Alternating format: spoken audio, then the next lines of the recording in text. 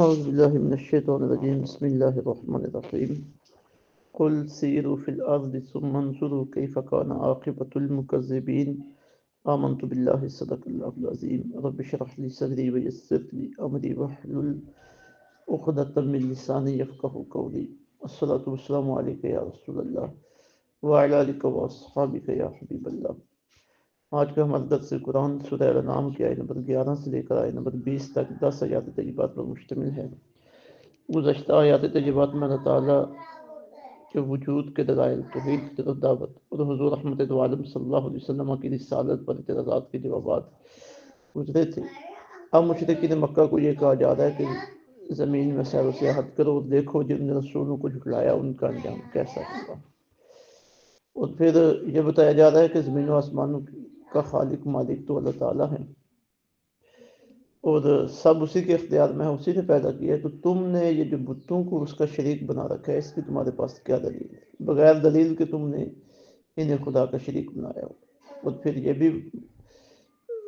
ان کا جو عقیدہ تھا کہ خالق و مالک تو اللہ ہی ہے لیکن بت بھی اس کے ساتھ شریک ہیں، تو اس کا رد ہے۔ اور پھر بطور خاص یہ بھی بات آج کے درس میں موجود ہے کہ مشرکین نے حضور رحمت دو عالم صلی اللہ علیہ وسلم سے کہا کہ ہم نے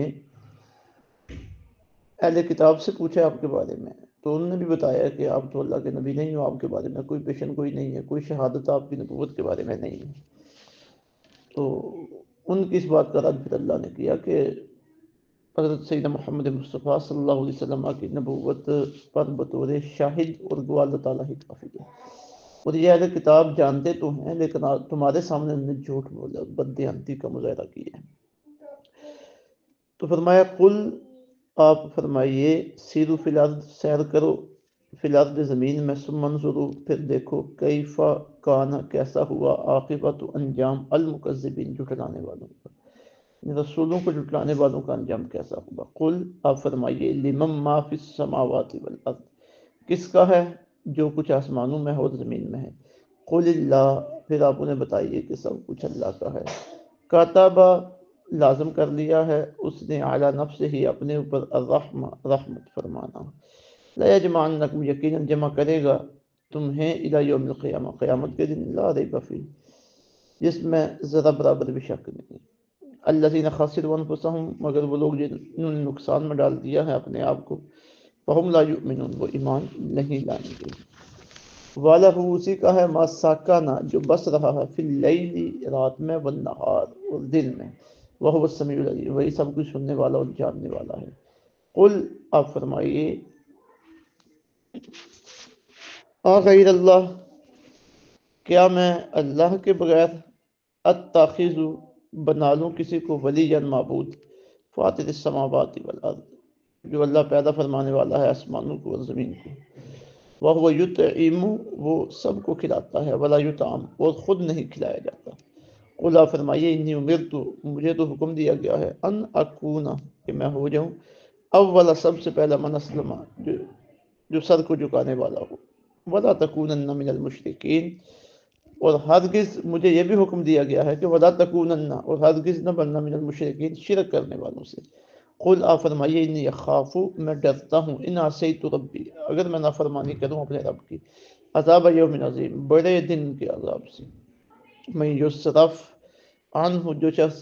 ٹال دیا گیا عذاب سے، یوم اس دن، فقد رحمہ، تو یقینا رحم فرمایا اللہ نے اس پر، وذالک الفوز المبین، اور یہی خود ہی کامیابی ہے۔ وَإِن يَمْسَسْكَ اللَّهُ، اگر پہنچائے تجھے اللہ تعالیٰ، بِضُرٍ، کوئی دکھ، فَلَا كَاشِفَ لَهُ، تو اسے کوئی بھی دور کرنے والا نہیں ہے۔ مطلب کہ اللہ کی طرف سے کوئی دکھ آئے تو اس دکھ کو کوئی بھی دور نہیں کر سکتا، الا ہو، سوائے اس کے۔ وَإِن يَمْسَسْكَ بِخَيْرٍ، اور اگر پہنچائے تجھے کوئی بلائی، فَهُوَ عَلَى كُلِّ شَيْءٍ قدیر، تو وہ ہر چیز پر قدرت رکھنے والا ہے۔ وَهُوَ الْقَاهِرُ، اور وہ غالب ہے، فوق عبادہ، اپنے بندوں پر۔ وَهُوَ الْحَكِيمُ الْخَبِيرُ، وہ بڑا دانا اور ہر چیز سے خبردار ہے۔ قل، آپ پوچھئے، أَيُّ شَيْءٍ، کون سی شے، اکبر، بڑی ہے، شہادتاً، گواہی کے لحاظ سے، قل اللہ، آپ ہی بتائیے کہ اللہ، شہید بینی و بینکم، وہ گواہ ہے میرے درمیان اور تمہارے درمیان۔ وَأُوحِیَ إِلَیَّ، اور وحی کیا گیا ہے میری طرف، ھذا القرآن، یہ قرآن، لِأُنذِرَكُمْ تاکہ میں ڈراؤں تمہیں بھی اس کے ساتھ، وَمَن بلغ اور ڈراؤں اسے جس تک یہ پہنچے، أَإِنَّكُمْ لَتَشْهَدُونَ کیا واقعی تم گواہی دیتے ہو، اَنَّ کہ بے شک مع اللہ اللہ کے ساتھ آلِہَةً اخری اور بھی خدا ہیں، قل آپ فرمائیے لا اشہد میں تو ایسی گواہی نہیں دیتا، قل آپ فرمائیے انما هو الہ واحد کہ وہ تو صرف خدا ایک ہی ہے، واننی اور بے شک میں بریء بیزار ہوں مما تشرکون ان سے جنہیں تم شریک ٹھہراتے ہو، الذین آتیناہم الکتاب جنہیں دی ہے کتاب ہم نے، یعرفونہ وہ پہچانتے ہیں اس نبی صلی اللہ علیہ وسلم کو، کما یعرفون ابناءہم جیسے پہچانتے ہیں اپنے بیٹوں کو، الذین خسروا انفسہم جنہوں نے نقصان میں ڈال دیا ہے اپنے آپ کو، فہم لا یؤمنون تو وہ ایمان نہیں لائیں گے۔ سب سے پہلے انہیں کہا جا رہا ہے کہ تم رسول نبی پاک صلی اللہ علیہ وسلم کو جھٹلا رہے ہو، تو تمہارا یہ جھٹلانا تمہارے لیے نقصان کا سبب ہے، فائدے کا سبب نہیں ہے، اس سے تمہارے اوپر عذاب بھی جا سکتا ہے۔ ذرا دیکھو زمین میں سیر و سیاحت کرو، ان بستیوں کو دیکھو جن کے مکینوں نے رسولوں کو جھٹلایا تھا، پھر کیسے ان پہ اللہ کا عذاب آیا ہے۔ قل سیروا فی الارض آپ فرمائیے سیر کرو زمین میں، ثم انظروا پھر دیکھو کیف کان عاقبۃ المکذبین کیسا ہوا انجام رسولوں کو جھٹلانے والوں کا۔ قل لمن ما فی السماوات والارض آپ ان سے پوچھئے کس کا ہے جو کچھ آسمانوں اور زمین میں ہے۔ اب یہ ایک کامن سوال ہے کہ زمین و آسمان میں جو کچھ ہے کس کا ہے، انہیں پیدا کرنے والا کون ہے۔ اب مشرکین کا یہ اعتقاد تھا کہ پیدا تو اللہ نے کیے، لیکن وہ بتوں کو بھی اللہ کے ساتھ شریک ٹھہرا رہے تھے بغیر دلیل کے۔ تو اس کے بعد ارشاد فرمایا قل اللہ اے محبوب آپ خود ہی فرما دیجیے کہ اللہ۔ اب کبھی ایسا ہوتا ہے کہ جواب پر سوال کرنے والے کا اور جس سے سوال کیا جا رہا ہے ان کا اتفاق ہو تو سوال کرنے والا خود ہی اس کا جواب دے دیتا ہے۔ تو فرمایا آپ خود ہی نے کہہ دیجیے کہ اللہ کتب علی نفسہ الرحمہ اس نے لازم کر لیا اپنے پر رحمت فرمانا، یعنی اللہ سب کا مالک ہے، خالق ہے، سب کچھ اللہ کا ہے، لیکن پھر بھی لوگ اللہ کے ساتھ شریک ٹھہرا رہے ہیں، اس کی نافرمانیاں کر رہے ہیں، اس کے مقابلے میں آ کے کھڑے ہو گئے ہیں۔ لیکن اللہ رب العزت رحمت فرمانے والا ہے، وہ انہیں برداشت کرتا ہے، فوری ان کے اوپر عذاب اتارتا نہیں ہے، نافرمانیوں کے باوجود انہیں رزق دیے جا رہے ہیں، ان پہ کے اوپر کرم نوازیاں کیے جا رہے ہیں۔ لَيَجْمَعَنَّكُمْ إِلَىٰ يَوْمِ الْقِيَامَةِ یقیناً جمع کرے گا تمہیں قیامت کے دن، لا ریب فیہ جس میں ذرا برابر بھی شک نہیں ہے۔ جب تمہیں جمع کرے گا تو پھر تمہیں اس تمہارے برے عقیدے کا بدلہ بھی چکھائے گا۔ الذین خسروا انفسہم جنہوں نے نقصان میں ڈالا اپنے آپ کو، فہم لا یؤمنون وہ تو ایمان نہیں لائیں گے۔ اب اللہ رب العزت نے موقع دیا تھا انہیں ایمان قبول کرنے کا، آقا علیہ الصلوۃ والسلام کی اطاعت و فرمانبرداری کرنے کا، لیکن انہوں نے اس موقع کو گنوا دیا، یہ ہے ان کا نقصان خسارہ۔ عقل و شعور کی اللہ تعالیٰ نے نعمت عطا فرمائی تھی لیکن انہوں نے وہ اسے صحیح کام میں لے کے نہیں آئے، علم دیا تھا، پیسہ دیا تھا، لیکن انہوں نے اس کا صحیح استعمال نہیں کیا، تو یہ ان کا نقصان ہے، ان نے خود اپنے آپ کو نقصان میں ڈالا ہے، یہ ایمان نہیں لائیں گے۔ وَلَهُ اسی کا ہے ما سَكَنَ فِي اللَّيْلِ وَالنَّهَارِ جو بس رہا ہے رات میں اور دن میں، وَهُوَ السَّمِيعُ الْعَلِيمُ وہی سب کچھ سننے والا جاننے والا ہے۔ قل آپ فرمائیے اغیر اللہ کہ اللہ تعالیٰ کے علاوہ اتخذ میں بنا لوں کسی کو ولیًا معبود، فاطر السماوات والارض جو پیدا فرمانے والا ہے آسمانوں کو اور زمین کو، وَهُوَ يُطْعِمُ وَلَا يُطْعَمُ وہ سب کو کھلاتا ہے اور خود نہیں کھلایا جاتا۔ اب اس آیت طیبہ کا پس منظر یہ ہے کہ حضور رحمت عالم صلی اللہ علیہ وسلم کی بارگاہ میں کفار و مشرکین آئے اور کہا کہ آپ اگر نادار اور تنگ دست ہیں، مال و دولت جمع کرنے کے لیے آپ نے یہ نبوت کا سلسلہ جاری کر رکھا ہے اور آپ کی وجہ سے گھر گھر میں فتنہ و فساد کی آگ پھیل رہی ہے معاذ اللہ، تو آپ جتنی دولت چاہیں مانگیں ہم آپ کو دیتے ہیں، قدموں میں ڈھیر کر دیتے ہیں، بس آپ ایسا کریں کہ اپنے دین کی تبلیغ کو بند کر دے دیجیے اور جس طرح ہمارے بڑے بتوں کو پوجتے تھے آپ بھی ان کے ساتھ مل جائیے۔ تو اس وقت یہ آیت طیبہ نازل ہوئی ہے کہ محبوب آپ انہیں فرمائیے قل آپ فرمائیے غیر اللہ یتخذ ولیا فاطر السماوات والارض کیا میں اللہ کے سوا کسی اور کو معبود بنا لوں، جو وہ اللہ جو پیدا فرمانے والا ہے آسمانوں اور زمین کو، اس اللہ کو میں کیسے چھوڑ سکتا ہوں۔ وَهُ وہ سب کو کھلاتا ہے،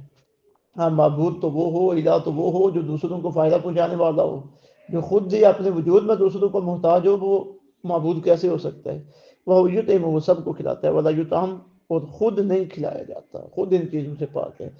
قل، آپ محبوب صلی اللہ علیہ وسلم آپ انہیں فرما دیجئے، انی امرت، مجھے حکم دیا گیا ہے، ان اکون اول من اسلم، میں ہو جاؤں سب سے پہلے سر جھکانے والا، میں تو سب سے پہلا مسلمان ہوں، مجھے تو اللہ تعالیٰ کی طرف سے یہ حکم ہے اور میں نے اپنے رب کے حکم کی فرما برداری کی ہے۔ وَلَا تَكُونَنَّ مِنَ الْمُشْرِكِينَ، مجھے یہ بھی حکم دیا گیا ہے کہ شرک کرنے والوں سے نہ بننا۔ قل، آپ فرمائیے، انی اخاف، میں ڈرتا ہوں، ان عصیت ربی عذاب یوم عظیم، اگر میں نافرمانی کروں اپنے رب کی تو بڑے دن کے عذاب سے میں ڈرتا ہوں۔ تو یہ آقا علیہ السلام اللہ رب العزت کی طرف سے جو ہدایات ہیں وہ ان کے سامنے واضح فرما رہے ہیں۔ اب اس کا مطلب یہ نہیں ہے کہ آپ کبھی کسی وقت شرک میں مبتلا ہو سکتے ہیں یا کسی وقت اللہ رب العزت کی نافرمانی سے نکل سکتے ہیں، ایسا نہیں ہے، لیکن ہمارے لیے بھی کچھ چیزیں بطور تعلیم دینا مقصود تھیں کہ ہمارے ذہنوں میں اس طرح کے احساس ہر وقت بیدار رہے کہ ہم نے اللہ تعالیٰ کا فرما بردار بن کے رہنا ہے، شرک سے بچ کے رہنا ہے اور اللہ تعالیٰ سے ڈرتے رہنا ہے۔ من یصرف عنہ، وہ شخص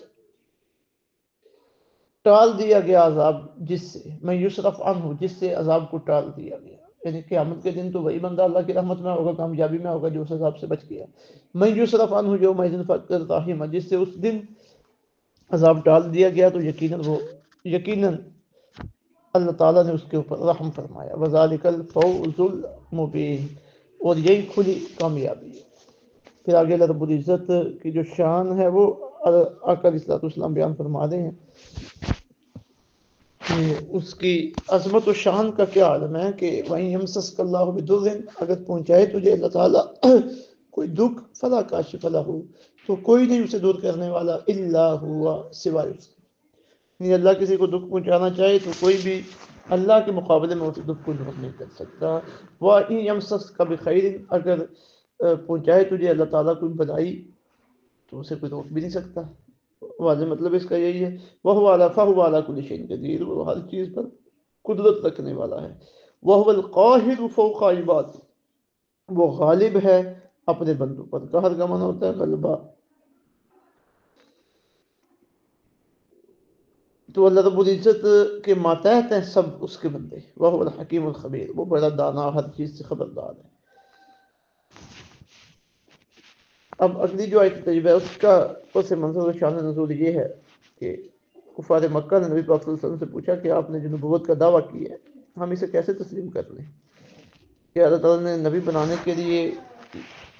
کہ اللہ تعالیٰ کو نبی بنانے کے لیے کوئی اور بندہ نہیں ملا، اور ہم نے یہودیوں اور عیسائیوں سے بھی جو اہل کتاب میں پڑھے لکھے ہیں آپ کی نبوت کے بارے میں پوچھے، تو انہوں نے بھی ہمیں کہا ہے کہ ان کی نبوت کے بارے میں کوئی دلیل ہمارے پاس نہیں ہے، نہ کوئی ہم نے کہیں سے پڑھا سنا، حالانکہ وہ یہودیوں نے جھوٹ بولا تھا اس حوالے سے۔ تو ان کی اس بات کا جواب دیا جا رہا ہے، قل، آپ ان سے پوچھئے، ایو شیء اکبر، کون سی چیز بڑی ہے، یعنی معتبر ہے، شہادت، گواہی کے لحاظ سے، یعنی تم میری نبوت پہ گواہی چاہتے ہو تو بتاؤ کون سی چیز نبوت کے اعتبار سے بڑی ہے۔ قل اللہ، پھر آپ خود ہی بتائیے کہ اللہ سے بڑھ کر کس کی گواہی ہو سکتی ہے؟ شہیدم بینی و بینکم، وہ گواہ ہے میرے درمیان اور تمہارے درمیان، یعنی سب سے بڑی گواہی تو اللہ کی ہے، یہود و نصارہ کی گواہی کی کیا حقیقت ہے، اس کی کیا حیثیت ہے؟ اللہ کی گواہی ہے تو اللہ جب گواہی دے رہا ہے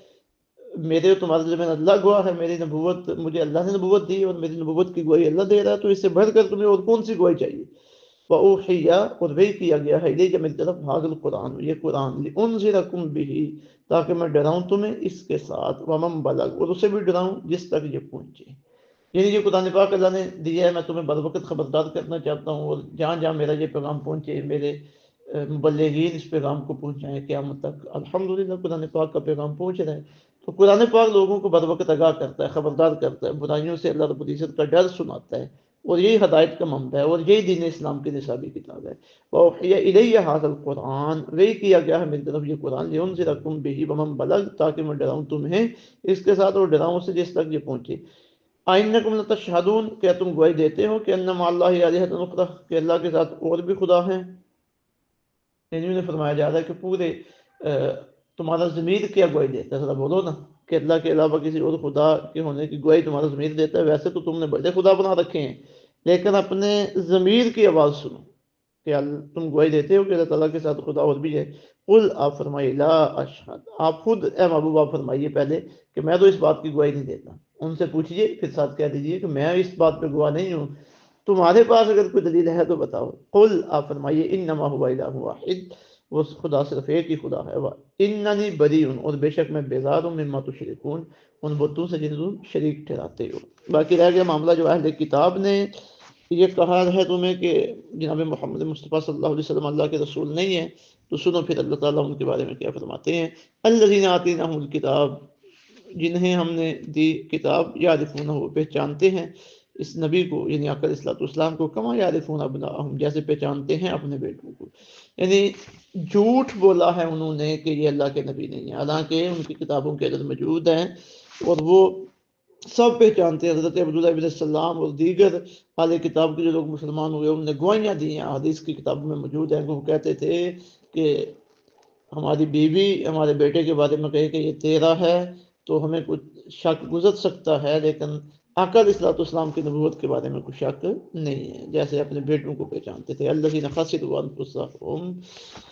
جنہوں نے نقصان میں ڈال دیا اپنے آپ کو، وہ یؤمنون، وہ ایمان نہیں لائیں گے، یعنی جنہوں نے دیکھ سن کے سب پتہ ہے لیکن اس کے باوجود وہ گوئی دینے کے لیے تیار نہیں ہیں اور جھٹلانے والوں کے ساتھ لگے ہوئے، وہ اپنے آپ کو خسارے میں ڈال دیں، وہ یہودی ہوں، عیسائی ہوں، مشرکین ہوں،